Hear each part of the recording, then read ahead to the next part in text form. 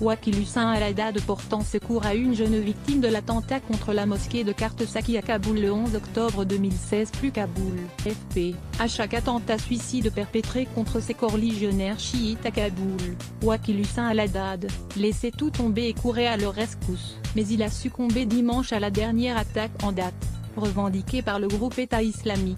Al-Haddad, habitué à se précipiter sur les lieux d'attentat pour aider les blessés et évacuer les morts, a lui-même été mortellement blessé dimanche lorsqu'un kamikaze s'est fait exploser au milieu d'une foule devant un centre d'enregistrement électoral. Le dernier bilan connu est d'au moins 57 morts et plus de 100 blessés. Wakil Hussein Al-Haddad était occupé à servir ses clients dans sa boutique de photographie de l'autre côté de la rue lorsque la déflagration s'est produite, a expliqué lundi à l'AFP son frère aîné Ghulam Saki Al-Haddad. Ce père de 4 enfants de 32 ans avait récemment ouvert cette échoppe dans l'espoir de gagner de l'argent grâce à la vente de photos d'identité, nombre de gens en ayant besoin pour s'inscrire sur les listes électorales dans la perspective des élections législatives annoncées pour octobre. L'explosion l'a laissé inconscient, avec une plaie à la tête saignant abondamment. Emmené à l'hôpital Istiqlal puis transféré dans un service d'urgence de l'ONG italienne Emergency, Al-Haddad y est décédé peu après. Ses 2 collègues et plusieurs de ses clients ont également péri dans l'explosion.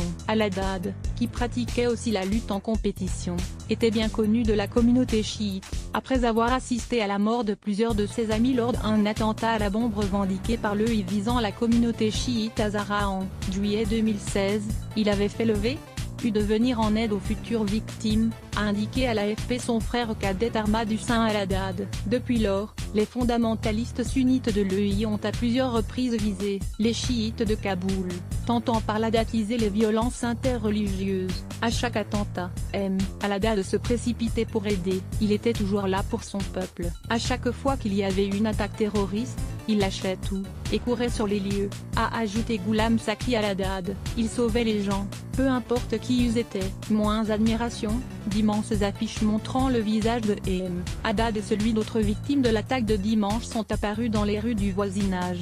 Touchés par son courage, de nombreux Afghans ont inondé les réseaux sociaux de messages d'admiration. C'était un vrai héros et un homme courageux, écrit sur Facebook un internaute, Mustafa Azza, où il publie plusieurs photos du jeune homme barbu. C'était un guerrier. Il était si courageux. À presque chaque incident mortel il était là pour aider les gens, poursuit-il. Je n'arrive pas à croire qu'il n'est plus parmi nous. C'est un désastre pour notre société. Il était toujours là, solide comme un roc, derrière les siens, renchérit un autre. Assim Majizada. Parmi les photos de lui qui circulent, on peut en voir une de l'AFP datant du 11 octobre 2016 sur laquelle on voit un homme à l'air bouleversé, portant une jeune fillette de bleu et couverte de sang. Il s'agit bien de Al-Haddad. Selon ses frères, il s'était rendu sur les lieux d'une attaque contre des pèlerins chiites à Kaboul. Sa mort est inimaginable pour moi et pour beaucoup de gens ici, lâche un habitant du quartier nommé Reza. C'était un héros invincible. Après avoir sauvé tant de vies, tant de victimes, il n'aurait jamais pensé en devenir une lui-même.